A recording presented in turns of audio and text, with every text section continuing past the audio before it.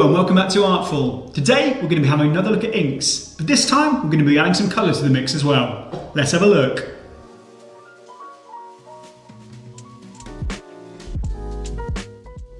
So first, a bit of basic colour theory for you here, mixing my blue and yellow ink together to get a nice vibrant green. And now I can start applying this green to the ink painting of Portmeirion that I made in the last ink tutorial. So if you haven't seen that video yet, I'd recommend checking that one out, because otherwise this might not make a lot of sense.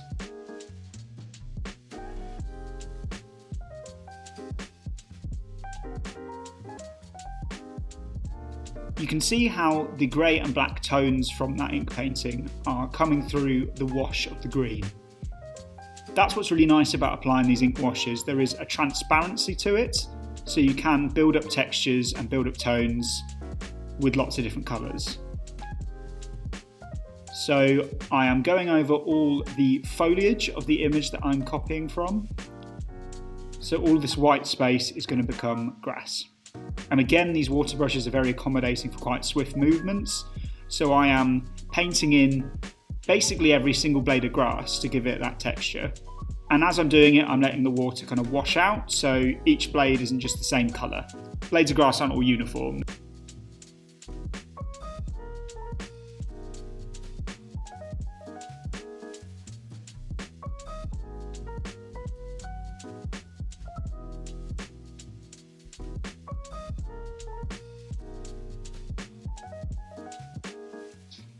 So now I've done that initial wash of green, you can see that I'm mixing more green into my water brush because I would like a darker tone to apply to the pale green wash that I've already put down.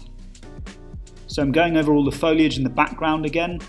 I don't think it would look very good if it just had one tone of green. I think you need to give it a bit more depth, so I'm adding a bit of dark green on top.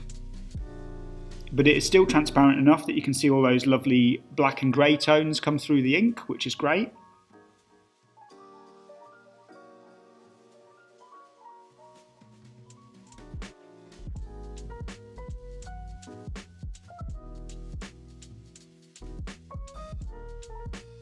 That grass layer is already dry because there was only a little bit of water on the brush.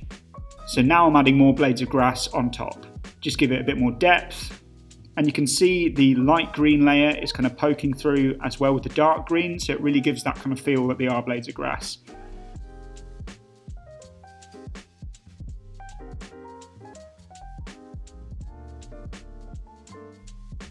And if you wanted to just have a limited palette and just have two colours, then this is what it would look like. But I'm going to add a bit of yellow for the buildings in the background.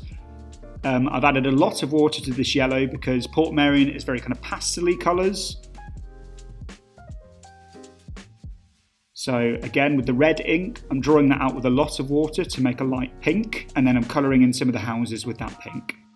Mixing together that pink and a yellow will get you a nice orange tone. And I'm using that to paint the details such as the roofs of the houses in the background. And then finally, I'm going to add a light blue for the remaining pastel houses and of course the sky.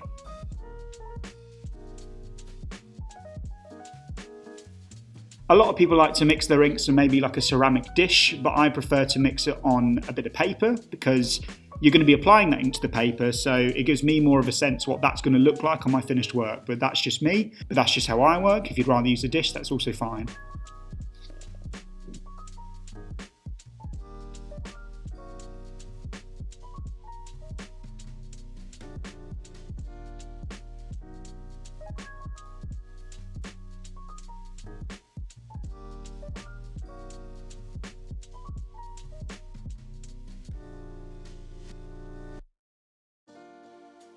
Personally, I have always loved adding a bit of colour into my work.